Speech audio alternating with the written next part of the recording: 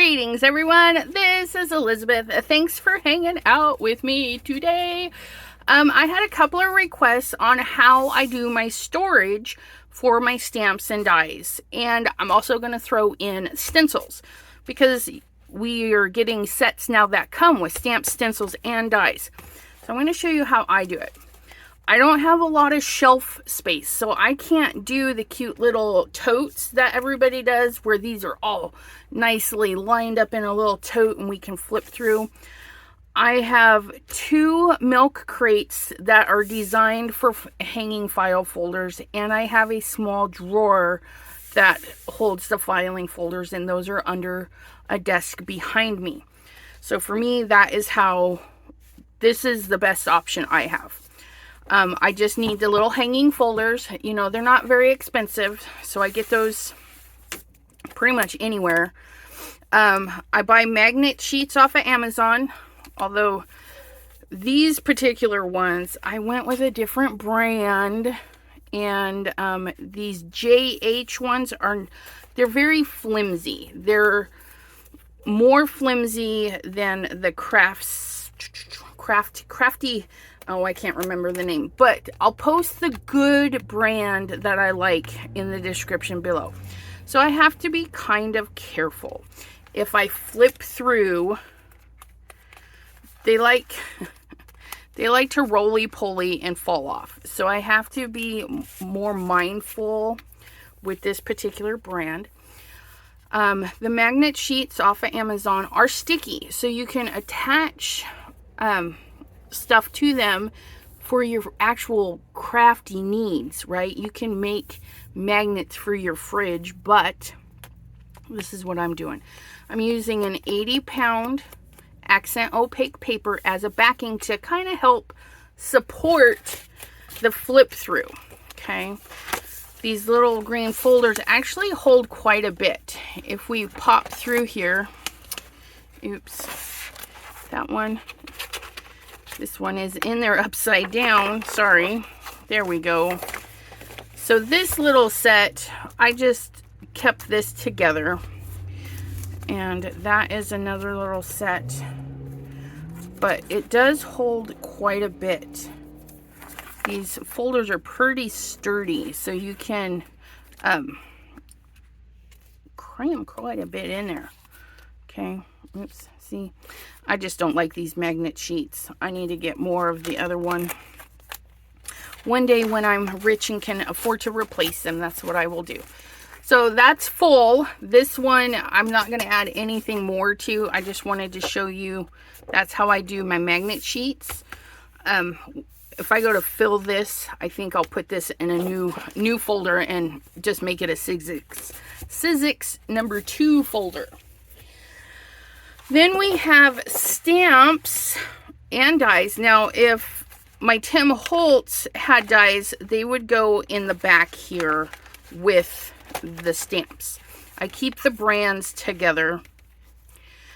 Here you can see I've got 3 sets of stamps. These are the red rubber clingies. You can still store them this way. My Simon Hurley ones I store differently just because I have more room where I'm keeping those. And you can only fit one of those to a sheet because they're pretty big. So here's this. Again, we're using the 80-pound accent opaque. Okay, holds beautifully. I will link that down below. I'm not affiliate with Amazon. It's just what I use. It's what I like. And I will put the acetate, transparency film, whatever you want to call it, depending on how you search it. You can find it cheaper, more expensive, depending. I buy it by the 100 count and use them not only for this, but for shaker cards. It gets a lot of use. And as you can see, these are all full, which allows me, pulled out Lawn Fawn too.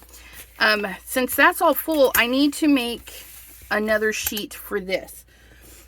So what we do, pardon me, 1 second. Okay, so in order to put the stamps away, I need a 80-pound accent opaque. You can use anything above 80. 65 is a little bit too flimsy. I do prefer the 80. It costs less than my 120. Is the perfect in between. And then a piece of acetate. I will link all of the stuff I use down below. I get the acetate on Amazon. There's a couple of varieties. This particular one I can also print on with my laser printer and then foil, and shaker cards. So this one is an all over really good one. And then I'm just using my Dollar Tree score tape. It doesn't have to be anything super duper fancy, just double stick. And this stuff works pretty good. I haven't had any problems with my folders. And I'm just going to line the tape up at the very edge of the transparency. And if I miss a little, that is perfectly okay. I just want it as close to the top without actually going over. Okay, and then we're just gonna pluck that off, seal it down, give it a couple of swipes so that's nice and sturdy, but we're not gonna attach it to the paper yet. This method is really good if you have a ton of stamps that you need to put away. We're gonna peel that off, and I'm just gonna set these little stamps on here. I'm gonna try and keep them close together. That way there, I can get more, you know, more is always good. More stamps per sheet, like so. Okay, so we're just transferring from one area to the next. Okay, good. I actually have room, so I'm going to scooch these down just a little, give them a little bit more breathing room between everybody, so they're not such pancakes. There we go. Look at that. So we've filled out the whole thing. Maybe there's stamps all over, and we're going to ink them up. And you can use one color. You can do whatever makes you happy for this. It doesn't have to be all in black. It took me a while to realize that. I was stamping everything in black, and it was kind of boring. So now I just have fun. Plus it gives me a visual, you know, that I can try something different. Okay, so everybody's inked up. We're gonna take our paper, we're gonna angle it so it doesn't touch the stamps, and we're gonna line it up with our tape, because our tape is at the top of the page. And then I'm gonna pinch and hold and drag that across. And if there were stamps there, I'd be rubbing them down, okay? But I only have them right here. Get them nice and pressed in there. You can use your tool, whatever you have handy. Again, give everything a second or two to really say hello to everybody. And then you can peel and check, and then reveal your goodness. Of course, this is not perfect. It doesn't have to be perfect. And this is why we didn't put them together, because if we're doing a full sheet, it's going to be easier to clean this way. Okay, so we're just going to give a little squirty squirt. Then we're going to clean. Look at that. Ugh.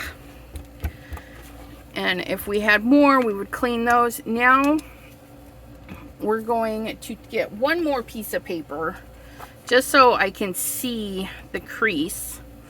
Okay, because sometimes it's hard to see when you peel. Okay, we're gonna flip our paper. We want to match our stamp with the stamp. Okay, and I'm gonna start right here in this corner. I'm gonna line this corner up the best I can. Okay, and we're just going to it's really, it kind of just wants to line itself up. I did miss a little bit, and I need to crease that just a bit. I got the stamp a little too close to the edge. So that's okay. It'll still work. See that?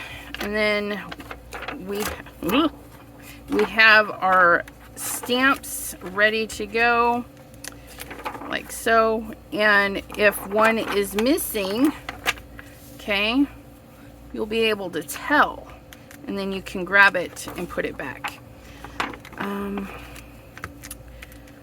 I'm not liking this. I got it really close. Usually I like to leave like a 1/2 inch from the tape. I don't know what I was thinking.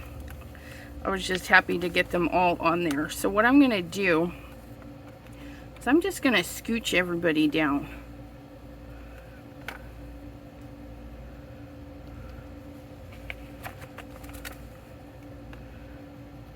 I'm just gonna scooch everybody. And it will be okay. It will be okay.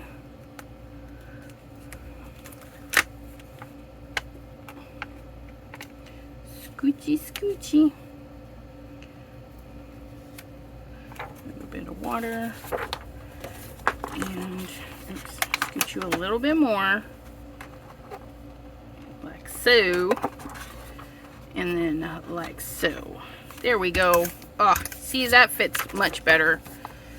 And you could redo this, but you'd probably ruin your acetate and your paper because they're really glued in. Having one little mishap is no big deal. You can still read everything. You know that one's at the top. I'll be able to tell it's not actually missing. And if I take out one out of the middle, I can say, oh wait, I know that one's missing. And then I can plop them back in there. Look at that. Now, this is ready to go for the most part. I do label it. Make sure this one's not leaking. I feel like it's leaking. Oops. I didn't want to pull it apart, but yep. My pens, I think the heat is making the inks just balloon out. So this is a Tim Holtz. So this goes in the Tim Holtz folder. And then this stamp set, okay, I'm gonna label this one.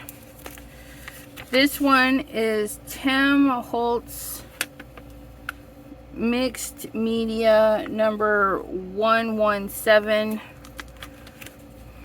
Okay. And it has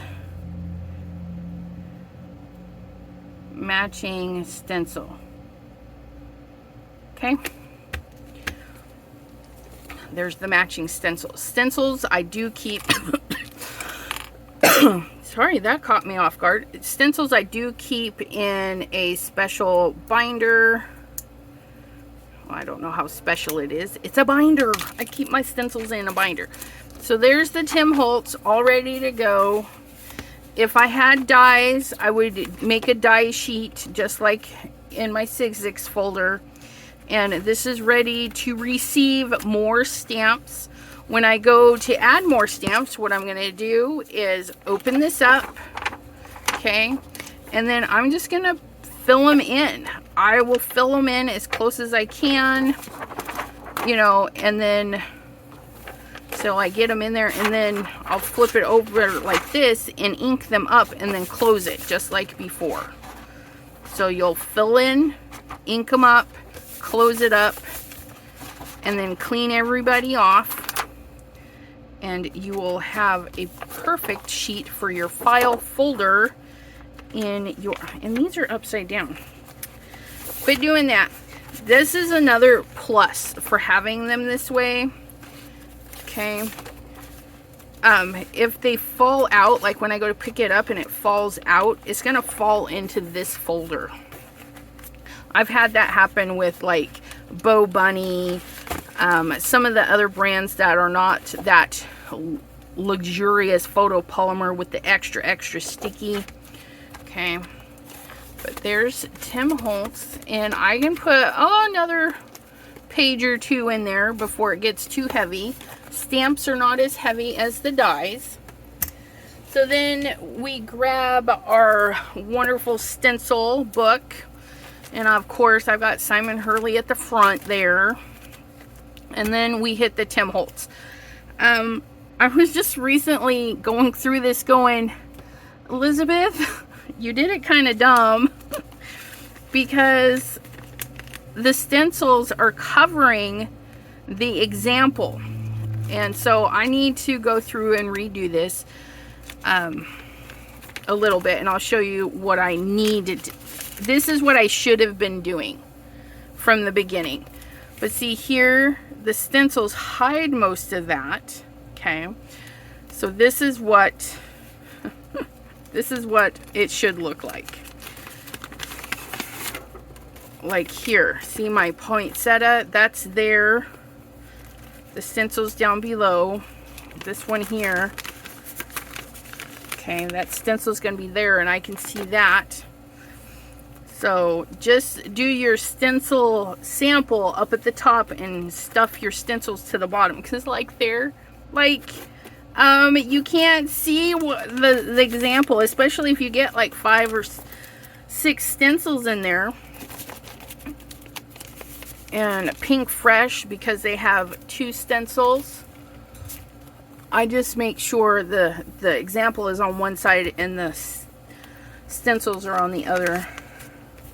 See that? Oh, guys, we're gonna use this.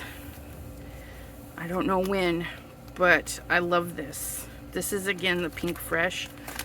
And then my bigger stencils, these ones are a little bit more flimsy, and I don't like cramming more than one. So some of my stencils get 1 per page.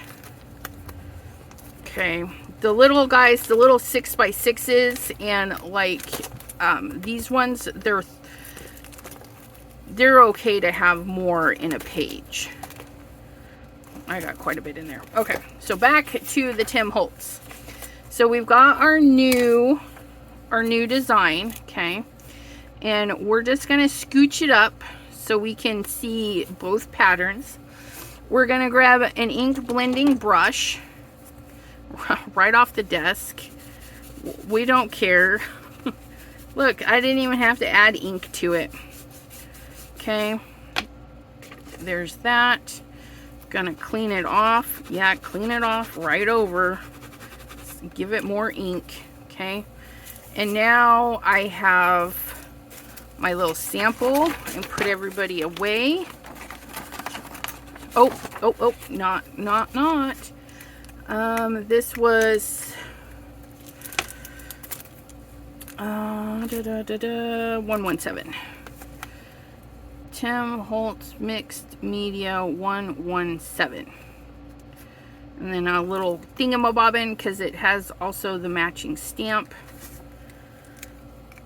which I don't actually use them together most of the time, right? Stencils are their own beast.